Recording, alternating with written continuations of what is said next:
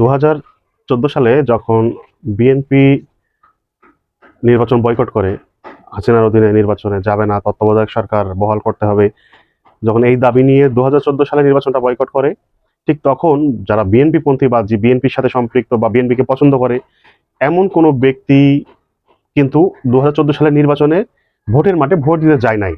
কারণ তাদের প্রিয় যে দলটি ছিল তারা যেটা আশা করেছিল সেটা পায় নাই, যার কারণে তারা ভোট কেন্দ্রে যায় নাই এবং ভোট দেয় নাই। এখন যেহেতু সে সময় বিএনপি করার কারণে আমি নিজেও যাইনি ভোট দিতে। আমি একজন বিএনপি সমর্থক, সেই হিসাবে আমি কিন্তু কেন্দ্রে যাইনি 2014 সালে ভোট দিতে। ঠিক তেমনি এবারে যদি নির্বাচনে আওয়ামী লীগ না থাকে, তাহলে আপনার কি মনে হয় আওয়ামী লীগের কর্মী সমর্থকরা কি কেন্দ্রে যাবে ভোট দিতে এবং তারা কি বিএনপিকে ভোট দিবে? আমার মনে হয় না। কারণ নিজের পছন্দের দলটি যদি নির্বাচনে না থাকে, তাহলে এত আগ্রহ নিয়ে একজন ব্যক্তি কখনোই ভোটের মাঠে যাবে না ভোট দিতে, অন্তত তার অপছন্দের কাউকে। যেহেতু সে আওয়ামী পন্থী, সে আওয়ামী বাদে সকলেই তার কিন্তু অপছন্দের ব্যক্তি। সেক্ষেত্রে আমার মনে হয় না যে আওয়ামী লীগের যে ভোটারগুলো আছে, যে ভোট ব্যাংকটা ছিল, তারা কোনোভাবেই বিএনপিকে ভোট দিবে এবং বিএনপিকে ক্ষমতা তারা নেওয়ার চেষ্টা করবে। আমার মনে হয় না এটা।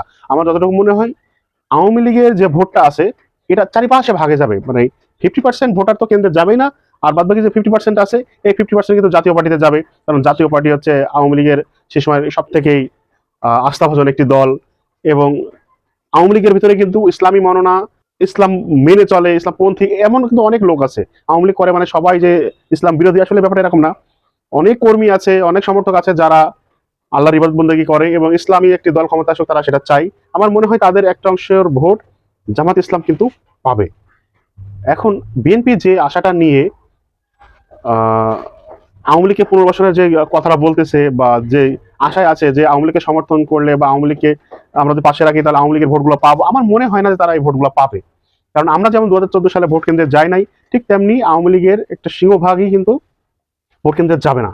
আর বর্তমানে জানেন বিএনপির যে পরিমাণ চাঁদাবাজির সাথে জড়িত, তাতে করে যারা মুসলিমপন্থী এরা কোনোভাবেই এই চাঁদাবাজ বা সন্ত্রাসীদেরকে ক্ষমতায় নিয়ে আসার চেষ্টা করবে না, এটা নিশ্চিত। কারণ এদের এই ভোটটা কিন্তু জামাতে যাবে। আর একটা ব্যাপার, বিএনপির ভিতরে আওয়ামী লীগের ভিতরে যেমন অনেক লোক আছে, অনেক কর্মী আছে বা সমর্থক আছে যারা চায় যে দুর্নীতি মুক্ত হোক, চাঁদাবাজ মুক্ত হোক, বিএনপির ভিতরে কিন্তু ঠিক তেমনি একটা অংশ আছে যারা বিএনপির সাথে সম্পৃক্ত বা বিএনপি সমর্থক। এমন একটা সার্কেল আছে যারা চায় না বিএনপি এবার ক্ষমতায় যাক, মানে তারা তাদের ভোটটাই বিএনপিকে দিবে না, বিএনপি সমর্থকরা বিএনপিকে ভোট দিবে না, একটা অংশ। এখন এই অংশটা কারা? যারা চায় না যে বাংলাদেশে চাঁদাবাজি হোক, দুর্নীতি হোক, লুটপাট হোক, ধর্ষণ হোক, দাঙ্গা হাঙ্গামা হোক, টেন্ডারবাজি হোক, এমন একটা অংশ কিন্তু বিএনপির ভেতরেও আছে। এখন বিএনপির বর্তমানে যে কর্মকাণ্ড প্রকাশ পাচ্ছে তাতে করে বিএনপির নিজেদের ভেতরকের একটা অংশ কিন্তু নিজেরা ভোট পাবে না।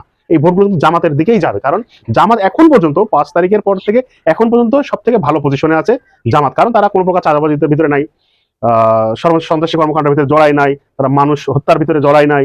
তারা কিন্তু একটা খুব ভালো একটা ইমেজে আছে বর্তমানে বাংলাদেশের সাধারণ মানুষের কাছে। তো বলা যায় যে এবারের, আমি আমার ব্যক্তিগত মতামত হিসেবে বলবো, আমি আমার দেখা চোখে জামাত, ইসলামী আন্দোলন, হেফাজতে ইসলাম এরা 70% ভোট পেয়ে এবার কিন্তু বিজয়ী হবে। এটা আমার ব্যক্তিগত মতামত। কারণ এরা এখনো পর্যন্ত কোনো মানে তাদের ইমেজটা ধরে রাখতে পারছে। এবং এবার এই 5ই আগস্ট আন্দোলনের পরে সাধারণ মানুষ একটা জিনিস আশা করছে, এতদিন তো অনেক কিছু দেখলাম, অনেক দল দেখলাম, আওয়ামী লীগ দেখলাম, বিএনপি দেখলাম, জাতীয় পার্টি দেখলাম, এবার একটু জামাতকে আমরা দেখি। এবং এই এই চিন্তা ভাবনাটা কিন্তু বিগত সরকারের সময় যখন বিএনপি সরকার গঠন করেছিল, জামাতের 2জন নেতা ছিল যারা পার্লামেন্টের ভিতরে বাজেট টাকা বেঁচে যাওয়ার পর সেই টাকা কিন্তু সংসদে উত্থাপন করেছে এবং ফেরত দিয়েছে। এমন নজির কিন্তু তারা রেখেছে, যা অন্য কোনো দল এই পর্যন্ত বাংলাদেশ স্বাধীন হওয়ার পর থেকে এখন পর্যন্ত কেউ রাখতে পারে নাই। এমন দৃষ্টান্ত জামাত ইসলামের 2জন নেতা কিন্তু রেখে গেছে। তো বাংলাদেশের মানুষ কিন্তু এখন ওইটা নিয়েও চিন্তা করতেছে যে এই ইসলামী দলগুলো যদি আসে ক্ষমতায়, হয়তো আমরা ভালো কিছু, নতুন কিছু পাবো। এই আশা নিয়ে কিন্তু বাংলাদেশের মানুষ এখন অপেক্ষায় আছে দেখার জন্য, দেখি কি হয় শেষ পর্যন্ত। আমরাও সেই অপেক্ষায় বসে আছি, দেখি কি হয় নতুন বাংলাদেশে। ধন্যবাদ সবাইকে।